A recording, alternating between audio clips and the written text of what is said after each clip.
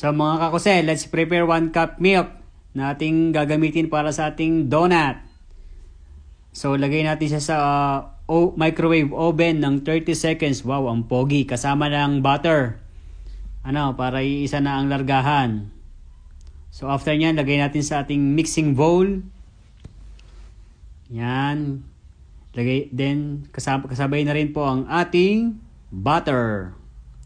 So yung butter natin, hindi natin masyadong natunaw. Okay lang yan kasi warm naman yung ating milk. Pag minekos-mekos yan, tunaw na rin iyan. Diga? Paano?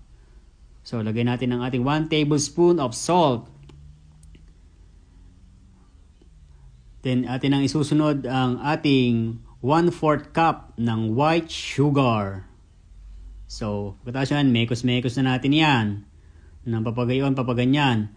So yung si Utube, hindi na yun makakaulit sa akin. Although itong paggamit ko ng self-raising flour, first time.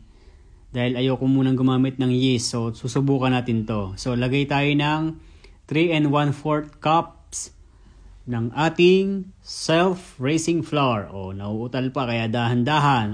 Paano? Kulang pa yan. Dagdagan ng 1/4. Ayan. After nyan, lalagyan natin siya ng egg. Isa lang. Baka mapasobra. At lalagyan natin din siya ng konting vegetable oil. 1/4 cup. So yan. Ito binili natin tong ating mixer na ito. Hindi hayaan natin siyang magtrabaho. Sayang ang bayad kung ako magpapagod. Sige. Haluin mo na muna. Yan. Medyo naganda na. May tatanggalin na natin iyan dyan. Tama na. At gabi na. Ayan. So gamit tayo ng spatula natin. Para matanggal sa pagkakakapit. Para yung pag-ibig, pag ayaw na, ay kapit pa ng kapit. Ay tiyaring. Sige. Diretso. Tanggalin din yan sa ating mixer. Para siguradong malinis at ligtas, linisin muna ang table ng ating wipes. Then, tutuyuin mo iyan ng paper towel. Punase. Budbure ng kaunting flour para hindi kumapit. Kita mo naman iyan. Ano kayang kalabasan na rin? Pero sa susunod, ang gagawin ko yung akin ng version ng ating donut. Ito trial pala ang. Pagkatapos niyan, maganda, kita mo, ang ganda ng tingnan, ang lasa, tatanungin. So, lagay natin yan sa ating bowl, ating i-re-rest siya ng 1 hour para medyo humilab-hilab. Pagka medyo lumaki ng konti, tama na. Yan. Tama na, taklobin na. Anong oras na?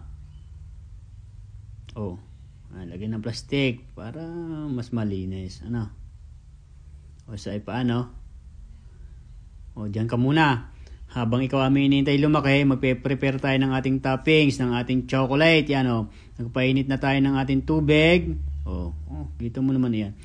Sa amin wala nagcho-chocolate, kaya ito gagamitin na namin para sa aming donut. Iba't ibang klase ng chocolate yan. Merong black, merong brown at white. Kita mo? Medyo sumabit. Teka, tanggali. Tanggalin muna yung balat doon. At baka mapasama. Ay, kulay blue yan. Blue chocolate yan. Ang nalalabasan. So, yan. Atin na siyang mamasahin. Sa pagmasa natin, gagamit tayo diyan ng ating roller. Para ma-flat ng ayos. Yan, ganyan. Kung katamtaman ng nipis, para baka naman mapakapal. Hindi maluto ang loob. Ayan. Sige. Sige, kuse. Sige pa, kuse. Akala mo din naman ni Ayod, ang kamay din naman ni Atlantic. Yan, medyo tunaw na ang ating chocolate. Haluin natin iyan para gumanda-ganda. Gamit tayo ng circle cutter. Biro mo. Pero pag butas ng gitna na yan, hindi na ako gagamit ng circle cutter. Mamanu-manuhin ko yan. Dahil naman pansarili. O, lagay tayo ng paper wax diyan sa ating tray. Mamanu-manuhin ko lang. Ari-ari na may pansarili. Kung anumang kalabasan na rin, di ayos lang. At kami naman ang kakain. Kung ari paninda, ay gagandahan ko. O. Yan. Pwede na yan. O, paspas. Gabi na, paspas. O. Kita mo naman yan. May butas na rin. Pwede na yan. Doon. O yan. Kita mo yan ang ating chocolate na kinalabasan na.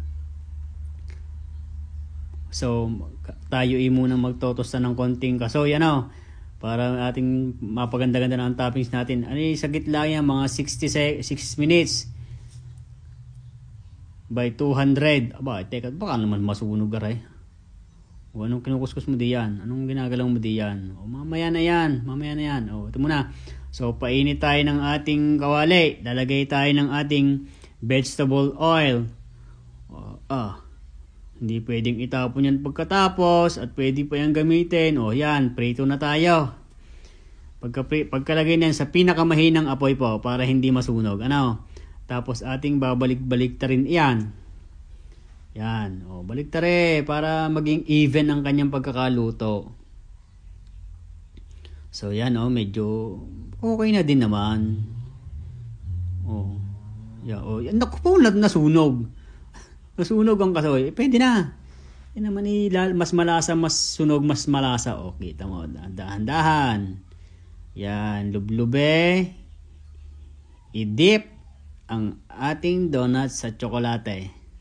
O, kita mo. Sa amin sa Batangas dati kakaulangan tsokolate eh. Wow. Oh, lagyan natin sa ibabaw. Budbure. Kose. Budbure. Oh, ha? Wow. Yummy. Ako yung lasa na rin. Magandang tingnan. Ang lasa? Yan. Pagkalagay natin sa ibabaw ng ating tinostang kasoy, atin muna siyang paliliguan sa ibabaw ng ating natirang chocolate para medyo maganda-ganda at presentable. Oh, kita nyo naman na yan. Ang gandang tingnan. Ano? Pero ang lasa, ano ko yung sasabihin ng aking mga anak? Ano ang sasabihin? Yummy donut, 100%! O, siya paano? Bye-bye!